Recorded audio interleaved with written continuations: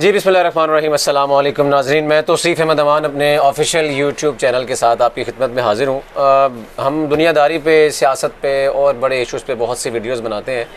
لیکن کل عید قرباں ہے اور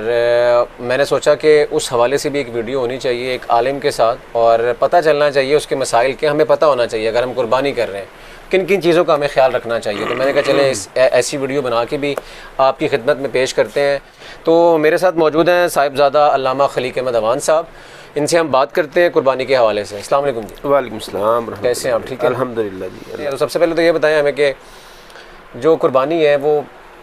کن کن پہ واجب ہے، وہ کون سے ایسے لوگ ہیں؟ جی بسم اللہ الرحمن الرحیم، بڑے اہم موضوع پر موقع کی مناسبت سے آپ نے آج اس نشست کا جو ہے وہ اہتمام کیا ہے۔ عید الاضحیٰ میں جو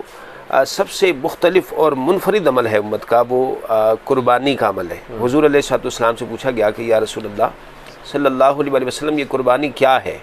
تو رسول اللہ صلی اللہ علیہ وسلم نے ارشاد فرمایا کہ قربانی حضرت سیدنا ابراہیم علیہ الصلوۃ والسلام، جو کہ جد الانبیاء ہیں، اللہ کے خلیل ہیں، آقا علیہ الصلوۃ والسلام نے فرمایا کہ یہ ان کی سنت ہے، ان کی ادا کو ادا کرنے کا نام جو ہے وہ قربانی۔ تو جہاں تک یہ واجب اور فرض ہونے کا مسئلہ ہے کہ قربانی کس پہ واجب ہے، کس پہ لازم ہے، تو کل کا جو دن ہے نا جی، 10 ذوالحجہ کا، اس کو کہا جاتا ہے یوم النحر۔ کل کی جب طلوع فجر ہوگی، جیسے ہی یہ رات ختم ہوگی اور صبح کا اجالا کہہ لیں یا فجر کے وقت کا آغاز ہوگا، تو یوں سمجھ لیں کہ قربانی کے وقت کا آغاز ہو گیا ہے، اور یہ رہے گا کب تک؟ 12 ذوالحجہ کے غروب آفتاب تک، یعنی 10، 11، 12، 3 دن اور 2 راتیں، 3 دن اور 2 راتیں۔ جو تیسرا دن ہے اس کی رات بھی میں شامل نہیں ہے۔ 12 ذوالحجہ غروب آفتاب سے پہلے پہلے قربانی کا وقت ہے۔ ان 3 دنوں کے اندر جو شخص صاحب نصاب، کم از کم جس شخص کے پاس تقریباً 80-82 ہزار روپیہ، محتاط کہہ لیں 82-83 ہزار روپیہ جس کے پاس اماؤنٹ جمع ہے ان 3 دنوں کے اندر، اس کے اوپر قربانی دینا واجب ہے۔ اب وہ قربانی چاہے مستقل ایک بکرے کی صورت میں دے دے، دمبے کی صورت میں دے دے، اگر لے سکتا ہے، اس کی جو ہے وہ جیب اجازت دیتی ہے، اس کے اخراجات اس کو اجازت دیتے ہیں، تو ٹھیک ہے، ایک مستقل قربانی کرے، اچھی بات ہے، اللہ کی راہ میں دینی ہے۔ لیکن اگر ایسا ممکن نہیں ہے، اخراجات زیادہ ہیں اور اماؤنٹ کم ہے، پیسے کم ہیں، تو پھر اسلام نے جو اجتماعی قربانی کا تصور دیا ہے تو کہیں اپنا حصہ شامل کرے، کسی اجتماعی قربانی کے اندر ایک گائے میں 7 لوگ شریک ہو جائیں۔ اب یہ اسلام کا فریضہ بھی ادا ہوگا اور مشکل بھی جو ہے وہ انسان کو محسوس نہیں ہوگی، تو کہیں حصہ شامل کر دے۔ یہ بہت سے لوگ ہوتے ہیں، قربانی کا جذبہ تو بہت ہوتا ہے، لیکن کچھ ایسی چیزیں وہ کر بیٹھتے ہیں جس سے قربانی ضائع ہونے کا خدشہ بھی ہوتا ہے۔ تو کن کن چیزوں کا خیال رکھنا چاہیے؟ دیکھیں جی، بڑا اہم سوال ہے۔ جہاں تک خیال رکھنے کی بات ہے تو بہت سی چیزیں ایسی ہیں کہ جہاں پر ہم جو ہے وہ غیر محتاط رویوں کا شکار ہو جاتے ہیں۔ کل ان صلاتی و نسکی و محیای و مماتی للہ رب العالمین، جی، کہ یہ قربانی صرف اللہ کے لیے، اس میں اخلاص درکار ہے۔ قرآن میں فرماتا ہے لن ینال اللہ لحومها ولا دماؤها ولکن ینالہ التقوی، کہ میں تمہارے جانوروں کو نہیں دیکھ رہا کہ کون فربا موٹا جانور لے کر آ رہا ہے، کون چھوٹا، کون پتلا، کون دبلا، کون کروڑوں میں، کون لاکھوں میں لے کر آ رہا ہے، کون ہزاروں میں۔ ہاں، جو جتنے اخلاص سے جتنی رقم خرچ کرے گا، زیادہ کرے گا اس کو زیادہ اجر ملے گا، کم کرے گا اس کو کم اجر ملے گا۔ وہ مالک ہے، یہ فیصلہ اخلاص میں ہونا ہے۔ بعض اوقات انسان خرچ تھوڑا کرتا ہے کیونکہ اس کے پاس گنجائش اتنی تھی، اس نے خرچ تھوڑا کیا ہے، گنجائش اتنی تھی، لیکن اخلاص، محبت، تڑپ اور اللہ کی محبت اس قدر تھی اس کے دل میں کہ اللہ تعالیٰ نے اس کا وہ چند ہزار روپے کا نذرانہ کئی کروڑ خرچ کرنے والوں سے زیادہ اللہ تعالیٰ اس کو اجر عطا فرما دیتا ہے۔ اور کئی لوگ ہیں جو کروڑوں خرچ کر دیتے ہیں، اخلاص نہیں ہے، فقط دنیا کو دکھانا چاہتے ہیں، دوسروں کو نیچا ثابت کرنا چاہتے ہیں۔ تو جہاں اخلاص ختم ہو جائے، تقوی، محبت، اللہ کی رضا مطلوب نہ رہے اور فقط دنیا کے اندر نمود و نمائش مطلوب ہو جائے، تو پھر وہ چیز، اس کی روحانیت ختم ہو جائے۔ دوسری بڑی اہم بات جو کرنے کی ہے کل کے دن، جو ہم نے کرنا ہے، سب سے پہلے ہم نے نماز فجر با جماعت ادا کرنی، اس کے بعد عید الاضحیٰ کی جو نماز ہے وہ عیدگاہ میں جا کر ہم نے پڑھنی ہے، اور تکبیرات ہماری زبان پہ ہوں گی، اللہ اکبر، اللہ اکبر، لا الہ الا اللہ، اللہ اکبر، اللہ اکبر وللہ۔ یہ 10 دن جو ہے نا، یہ تکبیرات اور تحلیلات کے دن تھے۔ اس کے بعد ہم نے کیا کرنا ہے؟ عیدگاہ میں نماز عید پڑھنے کے بعد سب سے پہلا جو کام کرنے کا ہے وہ ہے قربانی۔ رسول اللہ صلی اللہ علیہ وسلم نے ارشاد فرمایا کہ جب قربانی ہو رہی ہو تو اپنی قربانی کے پاس کم از کم وہاں کھڑے رہیں، اس کو دیکھیں۔ حضور فرماتے ہیں جب قربانی کرتے ہوئے جانور کا گلا کٹتا ہے نا، تو پہلا خون جب کا قطرہ زمین پہ گرتا ہے تو اللہ تعالیٰ اس کے گناہوں کو معاف کر دیتا ہے۔ اب اس میں دوسری حکمت یہ ہے کہ جس کا جانور ہے جو منڈی سے لے کر آیا، جس نے اس پہ روپے خرچ کیے، اس کو چند دن کھانا کھلایا، چارہ، ایک محبت قائم ہوگی، تو اس کی محبت کبھی گوارا نہیں کرے گی کہ اس جانور کو اذیت پہنچائی جائے۔ رسول اللہ صلی اللہ علیہ وسلم نے ارشاد فرمایا کہ ہمیشہ جب بھی کسی جانور کو ذبح کرنے لگو تو جو ذبح کرنے والا آلہ ہے چھری، اس کو اتنا تیز کر لو کہ بس گلا فوراً کٹے، یعنی اس میں ہمیں زور آزمائی نہ کرنی پڑے، یہ نہ ہو کہ چھری چل رہی ہو، گلا جناب کٹ نہیں رہا، ہم زور لگا رہے ہیں، تو اس طرح تکلیف اس کو جانور کو زیادہ ہوگی۔ تو پاس موجود رہیں، اور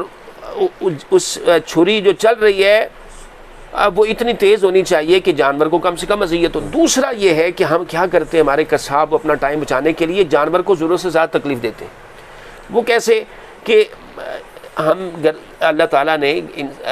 جو گردن ہے اس میں 4 مین رگیں رکھی ہوئی ہیں، اس میں ایک شاہرگ ہے اور شاہرگ کے علاوہ 3 رگیں اور ہیں۔ جو اس چیز کے ایکسپرٹ لوگ ہیں وہ کہتے ہیں کہ اگر 3 رگیں بھی کٹ جائیں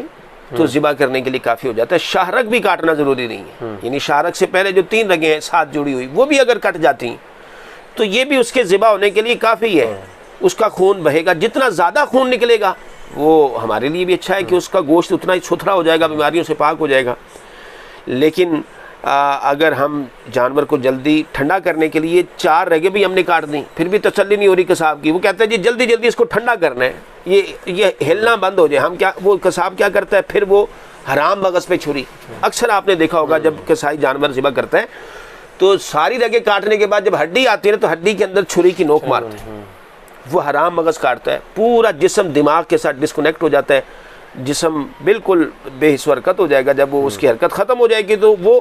تڑپے گا نہیں، جب تڑپے گا نہیں تو خون، یعنی اس کے جسم میں جب حرکت ختم ہو جائے گی تو خون نہیں نکل پائے گا، اذیت بھی ہو رہی ہے کہ خون کے رک جانے کی وجہ سے جو بیماریاں اس میں پیدا ہونے کے امکانات ہوتے ہیں وہ بھی بڑھ جاتے ہیں۔ حرام مغز نہ کاٹنے دے اس کو۔ دوسرا وہ کیا کرتے ہیں، حرام مغز کاٹنے کے بعد گردن کو پیچھے موڑتے زور سے تاکہ ہڈی ٹوٹ جائے، یعنی جانور زندہ ہے، زندہ جانور کو اتنی اذیت کے ساتھ ذبح کیا جا رہا ہے۔ میں آپ کی وساطت سے تمام جو قربانی کر رہے ہیں، کل قربانی دینے جا رہے ہیں، ان سے گزارش کروں گا قصاب کے پاس موجود رہیں، ان کو یہ 2 کام نہ کرنے دیں۔ بتا دیں گوشت کی تقسیم کے حوالے سے ہم یہ دیکھتے ہیں کہ لوگ جو ہے قربانی کرنے کے بعد اپنے فریج جو ہے وہ بھر لیتے ہیں، اور دوسرا پھر ایسے لوگوں کو بھی گوشت دیتے ہیں کہ جنہوں نے قربانی کی ہوتی ہے، ان کے گھر بھی بھجواتے ہیں، وہ پھر ان کے گھر بھی بھجواتا ہے الٹا کہ بھئی چلو اس نے بھیجا میں بھی بھیجتا ہوں، حالانکہ قربانی دونوں نے کی ہوتی ہے، اس میں مستحق لوگ رہ جاتے ہیں اس میں۔ تو کس طرح کے لوگوں کو گوشت دینا ہے، اور اس میں اسلام کی تعلیمات کیا ہے کہ گوشت کی تقسیم کس طرح کرنی ہے، اور فریج جو بھرتے ہیں ان کے لیے کیا؟ دیکھیں جی، جہاں تک قربانی نام ہی اسی چیز کا ہے کہ انسان نے قربانی دینی، سیکریفائز کرنا ہے، اظہار دوسرے کو خود پہ ترجیح دینی ہے، یہ ہے قربانی کا فلسفہ۔ اب اگر قربانی کر کے انہوں نے اپنے ہی فریزر بھرنے ہیں، اور ساتھ ہمسائے جو مستحق ہیں جنہوں نے قربانیاں نہیں کی، بہت سے لوگ وہ ہیں جنہوں نے پورا سال شاید گوشت کا منہ تک نہیں دیکھا ہوگا،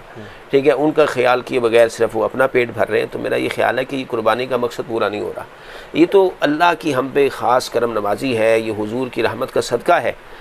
کہ ہمیں اس میں سے گوشت کھانے کی اجازت دے دی گئی، ورنہ اس امت سے پہلے جتنی امتیں تھیں ان کو تو گوشت کھانے کی اجازت نہیں تھی، وہ جانور ذبح کرتے، کھلے میدان میں رکھ دیا جاتا، آسمان سے آگ اترتی لے جاتی، نہیں لے کر جاتی تو وہ قربانی مردود کہلاتی،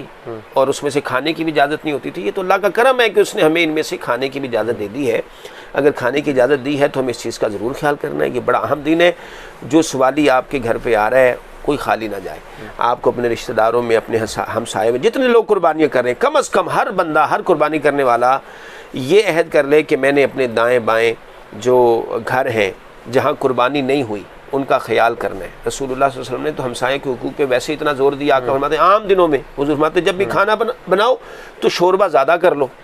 تاکہ ہمسائے کے پاس اگر کھانے کے لیے کوئی چیز میسر نہیں ہے تو ان تک تم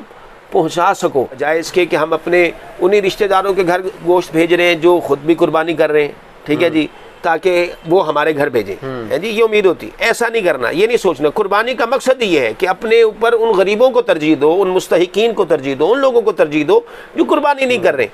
آپ رسول اللہ صلی اللہ علیہ وسلم نے اس کا گوشت تقسیم کرنے کا جو طریقہ ارشاد فرمایا یہی ہے کہ گوشت کے 3 حصے کر لیے جائیں، ایک حصہ اپنے لیے رکھیں، ایک